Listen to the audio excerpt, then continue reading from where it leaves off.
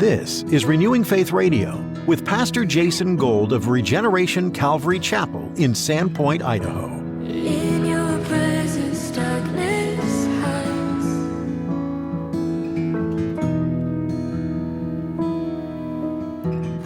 She's broke. Nobody likes her. She's removed from human contact, completely wasted physically and emotionally. And so now this story is given to us not so that we get so familiar with this woman, but we get familiar with the heart of who Jesus is. Because we could all identify with this woman. We could all identify with going through affliction. We could all identify with feeling lonely. We could all identify with being betrayed.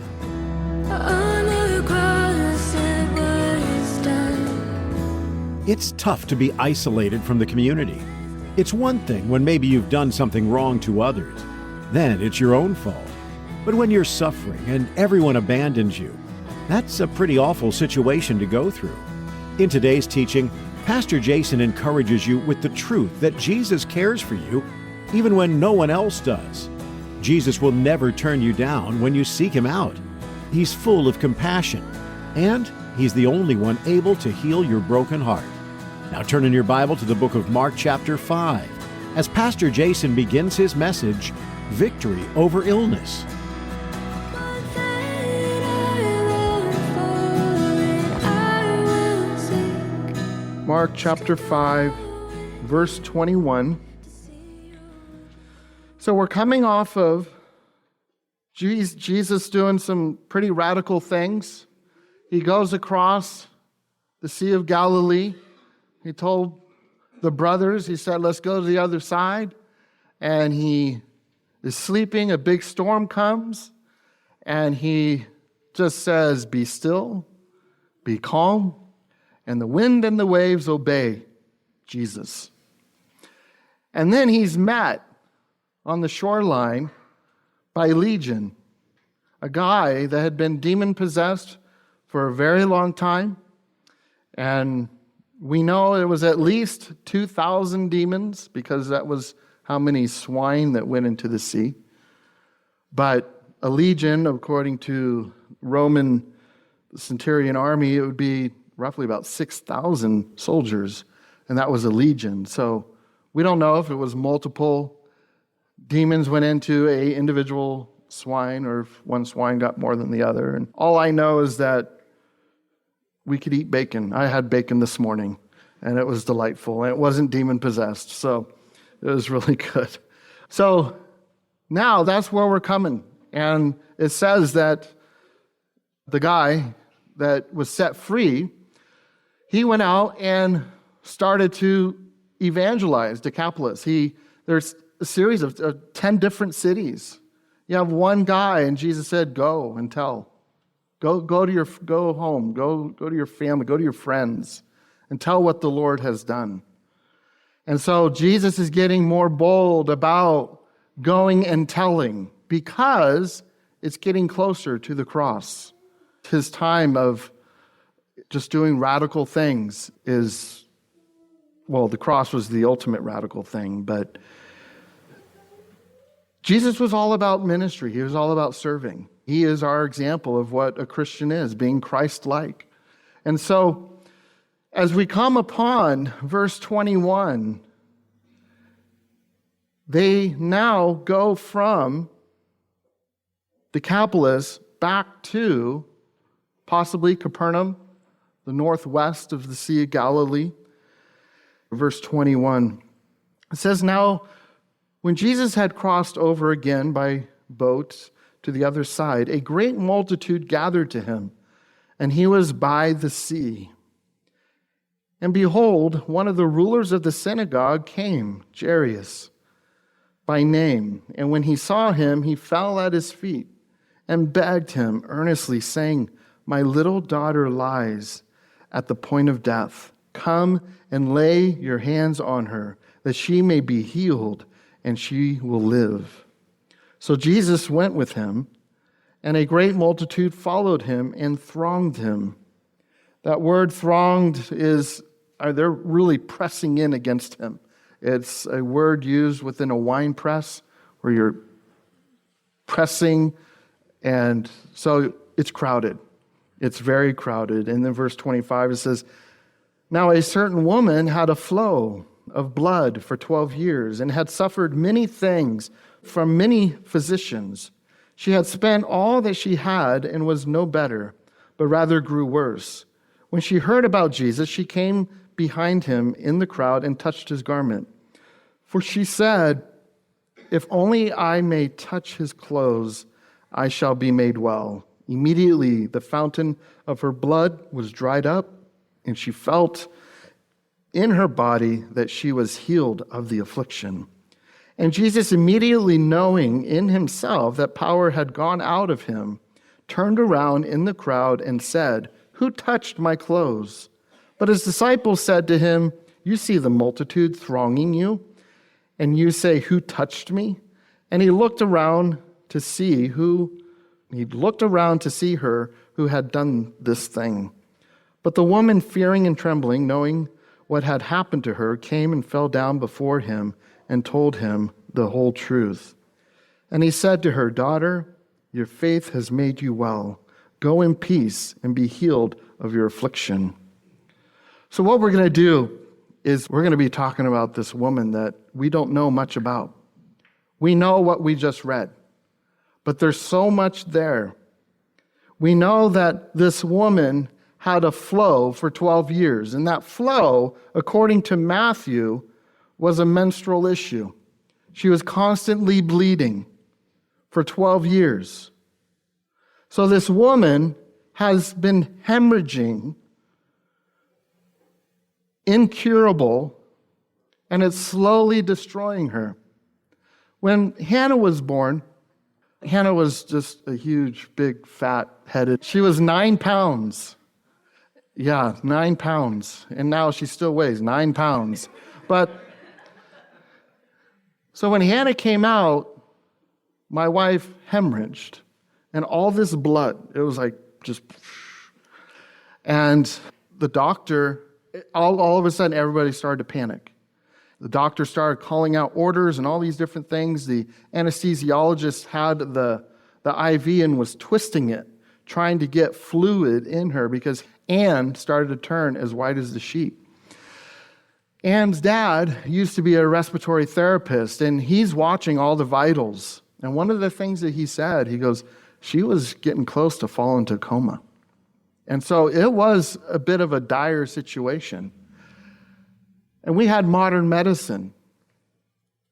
This woman was hemorrhaging for 12 years. That was just for a moment with my wife, and it was scary.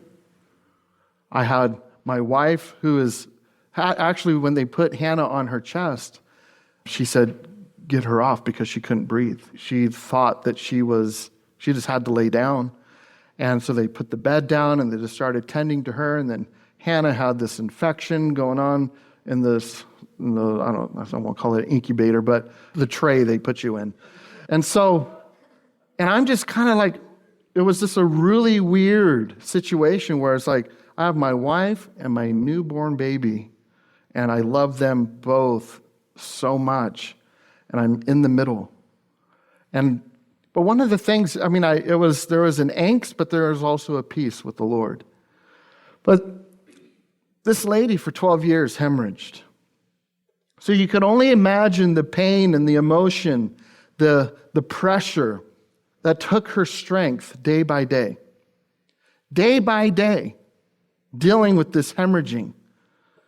Imagine this, ladies, hemorrhaging, menstruating for 12 years. Husbands, imagine that. Imagine your wife hemorrhaging for 12 years. And it's very significant according to this time. Because there were no iron booster pills. There wasn't a vitamin shop. How much weight has this lady lost? How much has this menstruation issue been affecting her? So she hears about Jesus. And she's running completely empty. She has absolutely nothing left. She has nothing left. She's tired 24 hours a day for 12 years. That's 144 months. 144 months. That is 625 weeks. 4,380 days of menstruating, of this constant flow. She's physically shot, mentally drained. We know what it's like to have the flu for a few days. We get kind of whiny about it. You know, we'll throw up and we'll whine. I don't feel good. Oh. Draw attention to ourselves, or we get a runny nose. You know, the allergies have been affecting me, and I'm sneezing. I'm starting to whine about it. And here you have this woman affected for 12 years. You might be dealing with a physical injury for a couple weeks, maybe for a couple months. When I was in football, I had injuries all the time. I'd be in a cast for 6 to 8 weeks. But yet, you get over it. Your body heals. You get hope at the end of it. You have a cast. I know that cast is going to come off. So then you can imagine having something for 12 months or maybe a couple years, but 12 years, day after day, with no hope. She had no hope. She had no doctor that she could go to. It's a story of despair, and she was desperate. Why was she desperate? We're going to project it, but if you want to turn to Leviticus 15, we really need to paint this picture so you understand contextually why she's so desperate. Leviticus 15, it says, if a woman has a discharge, and the discharge from her body is blood, she shall be set apart 7 days. So this is just talking about the normal menstrual cycle. So after the menstrual cycle, they are to part for 7 days. And it says, everything that she lies on during her impurity shall be unclean. Also, everything that she sits on shall be unclean. Verse 21, whoever touches her bed shall wash his clothes and bathe in water and be unclean until evening. So notice here the language also, it says, whoever touches her bed shall wash, and then it says his, so it's referring to husband. And then whoever touches anything that she sat on shall wash his clothes and bathe in water and be unclean until evening. If anything is on her bed or on anything on which she sits, when she touches it, he shall be unclean until evening. So you get the idea here. There's a lot of uncleanness going on. Verse 25, if a woman has a discharge of blood for many days, other than the time of her customary impurity. So this is saying if there's an additional issue above what is normal, it says if it runs beyond her usual time of impurity, all the days of her unclean discharge shall be the days of her customary impurity. Verse 26, every bed on which she lies, all the days of her discharge shall be to her as the bed of her impurity. And this paints a really sad picture because this is what's going on. She's impure for ceremonially unclean for 12 years. Ceremonial, out of fellowship for 12 years. So it says that she's a woman because if you talk about Jairus, it says that his 12-year-old daughter, so we know that she was younger, and so we're talking about a woman. So let's say she's 20 years old. For half of her life, she is unclean. Nobody could be around her. If she's in her late 20s, chances are she was married, or she's in her 30s, and then she gets this thing. So if this were to happen, the husband can't touch her. So over a period of time, chances are she's divorced because the husband can't come near her. He would become undefiled. He would become unclean. If she had kids, they're gone. They can't be around her. This meant that she would be shunned by all. her entire family, her parents, her brothers, her sisters, her grandparents could have nothing to do with her. She was excluded from synagogues, from the temple. She couldn't worship. She had no fellowship for 12 years. And some of us, we may be going through something for a couple months, and you might be discouraged. You might be feeling alone. You get caught in the paralysis of analysis. You get stuck in your head. You can't stop thinking about it. This is what this woman is going through. And your trial potentially has been going on for years. There's something beautiful about this story. This woman was completely alone. Day after day, week after week, month after month, year after year. I know what it's like to get up and feel alone. Sometimes what I do is very lonely. My wife can't help. My friends can't help. It's between me and the Lord. And my wife has the gift of encouragement. And then sometimes it's like, only the Lord is enough. And I'm just dealing with normal stuff. I do deal with anxiety. But I'm able to be around fellow believers. I'm not labeled as unclean. Maybe irrational, but not unclean. So you can just think about what she's missing out on. She has a stigma upon her for being caught up in secret sin. Well, why do I say this? Because Deuteronomy 28, it speaks about blessings and cursings. It simply says, if you read Deuteronomy 28, if you obey God, you're going to get blessings. But if you disobey God, you're going to get cursings. And people, when they typically see affliction or trial, what's the default? Because we do it to ourselves. The default is, what am I doing wrong? So the default is, what's she doing? John 9, it says, now as Jesus passed by and he saw a blind man, or he saw a man who was blind from birth, and his disciples asked him, saying, Rabbi, because they're caught up in tradition, Rabbi, who sinned, this man or his parents, that he would be born blind? So this affliction from Jewish tradition would be because of somebody doing something wrong. So people would think that this was a sin issue. She had sin in her life. So God would bring this constant hemorrhaging. And so she's walking around also out of fellowship, and people pointing fingers and just probably talking about her, probably just laughing at her and walking away from her. The church has no business doing that, ladies and gentlemen. Verse 26, it says, and suffered many things from many physicians. So she's unclean, she has this flow, and now it says that she suffered many things from many physicians, that she had spent all that she had and was no better, but rather grew worse. The doctors made her worse.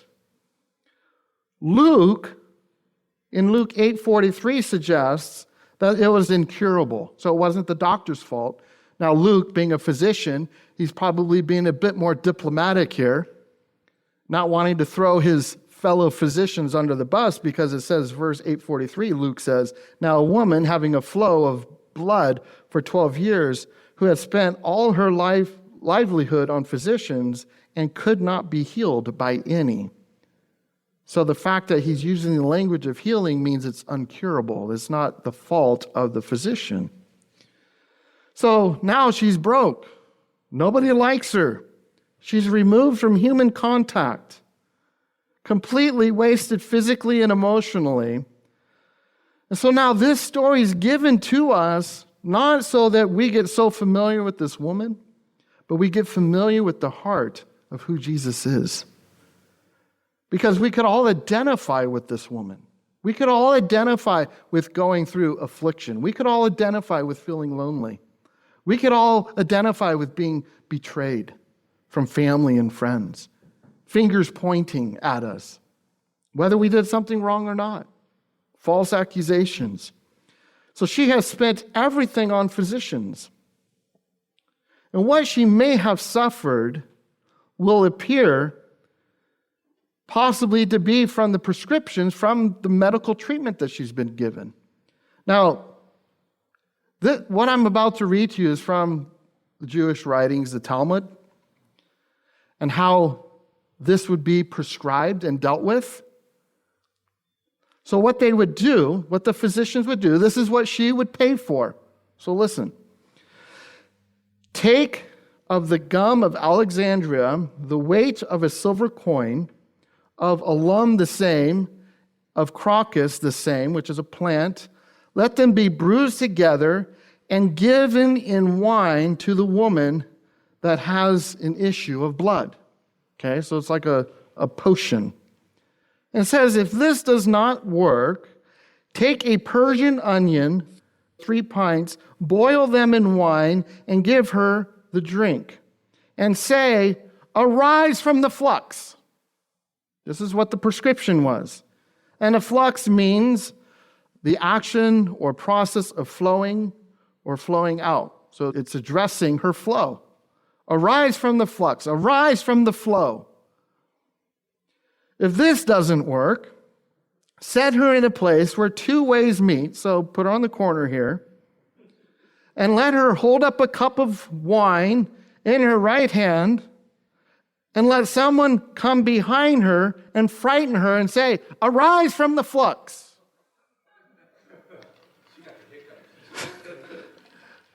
She's paying for this. But if that didn't work, take a handful of cumin, which is a type of plant, a handful of crocus, and a handful of fenugreek, which is also a plant. Let these be boiled in wine and give them to her in a drink and say, arise from the flux. By this time, she's had so much wine she doesn't care. Arise from what? So she's paying for this. Another prescription would be so they would have to go find an ostrich egg, crack the egg open, get rid of the yolk, and it's carry the ashes of an ostrich egg in her menstrual rag. So in the summer, you put it in a linen rag, and in the winter, you put it in a cotton rag. If that didn't work, then you would find a female donkey. Some of you might find this one interesting. You would find a white female donkey, and then when the donkey had a bowel movement, you would have to go find a barley of corn in the dung. And you would take that barley of corn, hopefully wash it off, and then you would crush it. And then you would put it in the menstrual rag. Or you could ingest it and swallow it. This is what she's paying for. And so much of this is just potions and traditions and superstitions. Arise from thy flux. So she's pretty messed up now. She's gone through all this ritual, and she's been dealing with this for 12 years. Thanks for tuning in to this edition of Renewing Faith Radio. Renewing Faith Radio is a ministry of Pastor Jason Gold and Regeneration Calvary Chapel in Sandpoint, Idaho. As we continue in our study through the Gospel of Mark, we want you to think about how you would have responded to the message of Jesus if you had lived in Jesus' time. The people who heard Jesus' message firsthand had a variety of responses, ranging from full-on support to disgust and confusion. Many people were hoping that the Messiah would come to earth as a conquering king to defeat the political occupation of the Romans. But Jesus didn't come to create a new kingdom for the Israelites. He came to establish a new kingdom of peace, whose doors are open to all mankind. All you need to do to gain access to that kingdom is to believe in Him and accept Him as your Savior. If you have made that decision to follow Jesus today, we'd love to hear from you. You can reach us by filling out the contact form on our website, renewingfaithradio.com. You can also call us at 208-557-WORD. Again, that number is 208-557-9673. We invite you to visit our website to find past teachings from Pastor Jason to guide you on your journey of faith. Again, that's renewingfaithradio.com. Well, that's all the time we have for today. We pray that this teaching from Pastor Jason has been a blessing to you in your walk with Christ. Thank you for joining us today for Renewing Faith Radio.